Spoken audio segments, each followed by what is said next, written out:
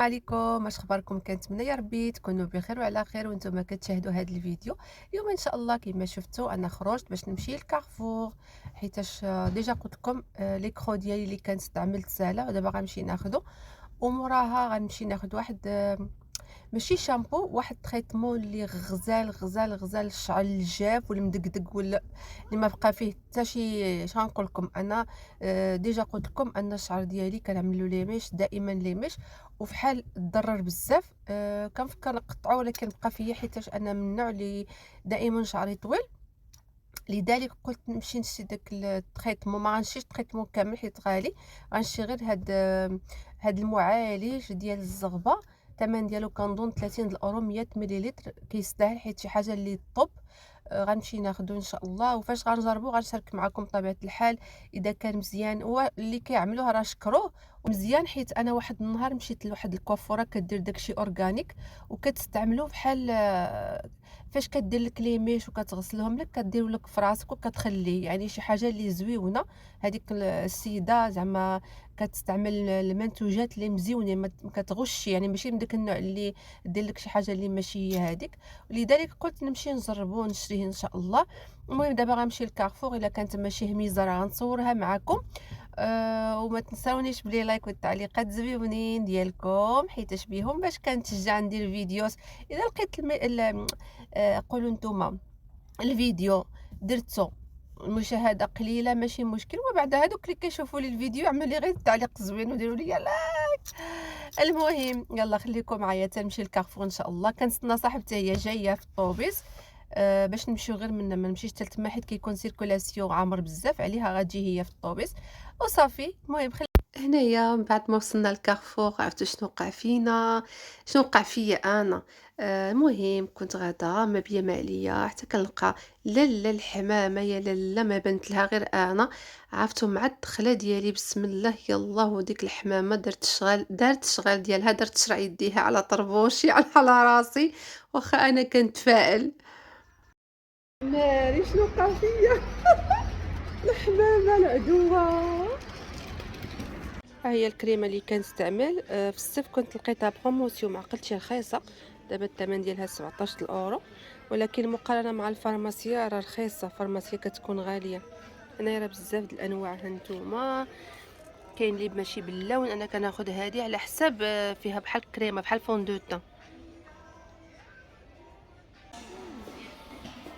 هانتوما كاين بروموسيون في هذا الماء، وكاين حتى في هذا كتاخذوا واحد ثاني غراتيس، وحتى هذا راه فيه بروموسيون كتاخذوا الاول بالثمن والثاني ب40%. كيبقى مولكم هانتوما كيبقى مولكم 7 اورو 45. حتى هو راه فيه بروموسيون كتاخذوا الاول ب15 والثاني ب40%، ماركه داش. وحتى هاد لي كابسول كتاخذوا وحده والثانيه غراتيس. صراحه كاين بزاف ديال لي بروموسيون. هادو كتاخذوا جوج غراتيس، لا مارك ديال اش جي. هادو كاين ديال الفران، كاين ديال البوطه، كاين المهم ثلاجه بوطه.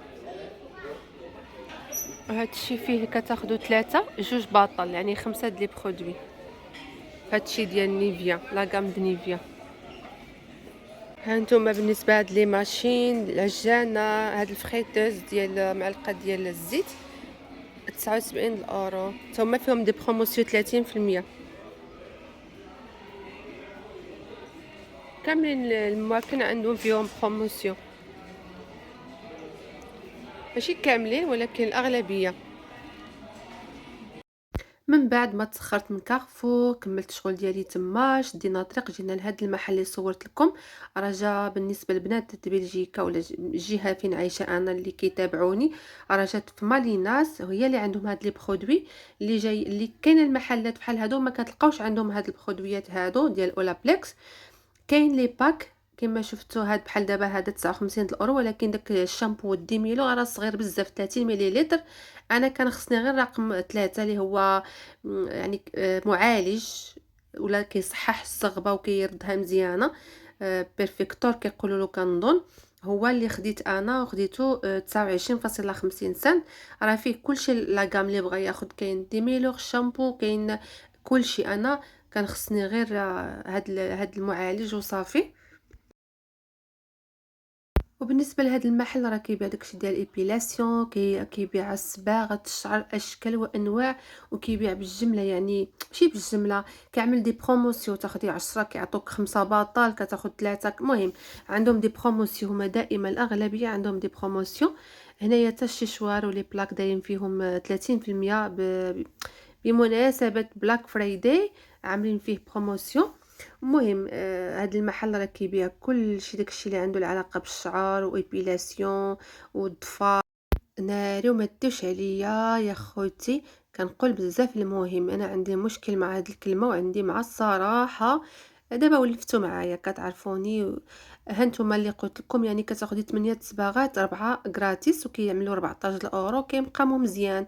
هادو بالنسبه للناس اللي كيكون عندهم لي سونطر، ولا كيكون عندهم الكوافوره، ولا كيكون عندهم، راه كنبقى معلوم هادشي مزيان. كياخدوه بواحد الثمن اللي هو رخيص، المقارنه الا كنتي غتاخدي غير بياسه وحده.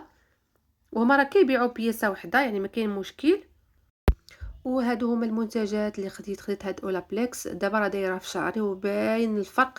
باقي ما غسلتوش، كندوز على يدي قسما بالله البنات شعري مسبسب كنحس به.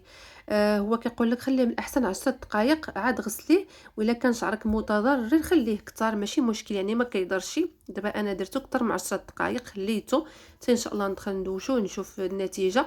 وحتى هاد الاكران راه ديجا شاركته معكم ونصحتكم به، كيعطي اللون مزيون وكيعطي واحد اللمعان، خصوصا الوجه الجاف. ودابا غنمر باش نوجد معكم واحد العشاء خفيف وزوين وبنين وراقي. غنحتاجو في هذه الوصفه الكفته ديال الدجاج. المهم انتم غتشوفوا معايا المقادير. غناخذوا الكفته الدجاج واحد نص كيلو، غنضيف له شويه ديال الثومه بودره ومليحه، وغنضيف له الزيت وشويه ديال الخرقوم. نورمالمون حتى التحميره انا ما كانت عندي هنايا. وغنضيف كذلك شويه ديال الربيع، المعدنوس والقزبر نقطعو وغنضيفو. هاد الوصفه مزيونه بزاف بزاف. وفي هاد الاثناء كنكون كنسلق البيض مسلوق. انا هنايا وجدت غير جوج بيضات، حيت فاش كنروليه كنعمل غير دوك جوج بيضات في الوسط، حيت ولادي ما كيعجبهمش كلشي البيض مع الكفته بهاد الطريقه. لذلك كندير غير جوج بيضات، باش فاش كنقطع اللي بغى البيض كنقطعوا له، اللي ما بغاش ما كنقطعولوش. دابا غتفهموني اش غنقول لكم. هنايا قطعت الربيع ديالي، ماشي مهم يكون مفروم بزاف، يعني ماشي مهم. غنخلط مزيان المكونات بهذه الطريقه. وغناخد واحد ورق الزبده، غنحط الكفته فوق منه، وغنحاول نبسطها بهذه الطريقه، ولا نسطحها، ولا المهم كما بغيتو تقولوا لها. كنسرحها بهذه الطريقه. وغناخد شويه ديال السبانخ، انا كنحماق على السبانخ ولا السرقه بالنسبه للناس ديالنا حنايا الريف. غناخد داك جوج بيضات حطيتهم كما شفتوا في الوسط. غنلوي داك الرولو مزيان مزيان، كنبقى نلوي ونزير، فهمتوا، باش يتجمع لي مزيان. ولدي كيغوت حيت كيلعب. صافي كتلوي بهذه الطريقه. وغنضيف له ورق الالومنيوم. هنايا غنحطو في الفرن بالحق، باقي ما غنشعلش عليه. تنوجد واحد البطاطا الحلوه كتجي روعه روعه، صدقوني ما تشبعوش منها، انا كنحماق عليها. صافي غنحط هاد الرولو في الفران. وغنمر باش نقطع هاد البطاطا الحلوه لشرائح مدوره. ممكن نتوما تقطعوها قطع مربعه، ممكن تقطعوها بشكل طولي، داكشي كله يعني كله كيفاش كيبغي. انا عرفتوا اكفاس حاجه فاش كتكوني كتمونتي فيديو كيدخلك ميساج ولا شي ابي ناري ناري. هنايا غناخد هاد البطاطا الحلوه، غنحطها في واحد لاطه اللي كتدخل الفرن. انا ما عزيزش عليا نضيف لها حتى شي حاجه من غير شويه ديال الزيت. وكنغطيها مزيان باش طيب ليا مزيان، حيت هي كتعطل شويه. كنغطيها بورق الزبده، ومن بعد نضيف لها الالومنيوم. عرفتوا داك الواحد كيكون مزروب، خصو دغيا يوجد بزاف د الاطباق ويكون داكشي زوين. دابا غنحضر السوبه، ديجا شاركتها معكم، لذلك ما غنحط لكمش يعني المقادير. الخضره كنشحرها وكنحطها فوق البوطه، وانا ما كنعملش فيها لا العطريه لا والو، كنخليها هكاك. غنحط لكم في صندوق الوصف الطريقه باش كنصايب السوبه كتجي بنينه ما تشبعوش منها. هنايا غنحضر واحد لاصوص، غناخد الشامبينيون غنديرو في المقله، غنضيف له واحد شويه البصار، شويه المليحه والثومه بودره، وغنضيف له الحليب. انا دائما هادشي ديال لي صوص يعني كنديرو على حساب القوام اللي باغا، على الكثافه اللي كنبغي انا. ما عنديش شي حاجه اللي بالعبار، يعني كنبقى نكب الحليب ونشوف، كنبقى نضيف المكونات على حسب خلاوها عيني ميزاني. ضفت 2 معالق ديال الدقيق. دابا عاد غنضيف واحد المعلقه كبيره ديال الزبده. ممكن نتوما تعملوها بحال الطريقه ديال البيشاميل، تسبقوا بالزبده هي الاولى. المهم انا هذه الطريقه كتجيني سهله ولاصوص كتجي بنينه. وتقدروا تستبدلوا الحليب بالناطا ولا كريم فريش الخاص بالطبخ. هنايا غنضيف داك المعلقه ديال الزبده وغنبقى نخلط حتى نحصل على القوام اللي بغيت. هاد لاصوص كتجي بنينه بزاف بزاف. هانتوما شفتوا راه ضفت شويه الحليب، يعني كما قلت لكم في الاول كتضيفوا كتبقاو تزيدوا. انا اختكم ذاقت شفت واش درت الملحه ولا لا، لقيت راسي باقي ما درتش الملحه، ضفت شويه المليحه. الا بغيتوا تضيفوا الفرomاج المحكوك كذلك تقدروا تضيفوه في الاخير، انا ما ضفتش.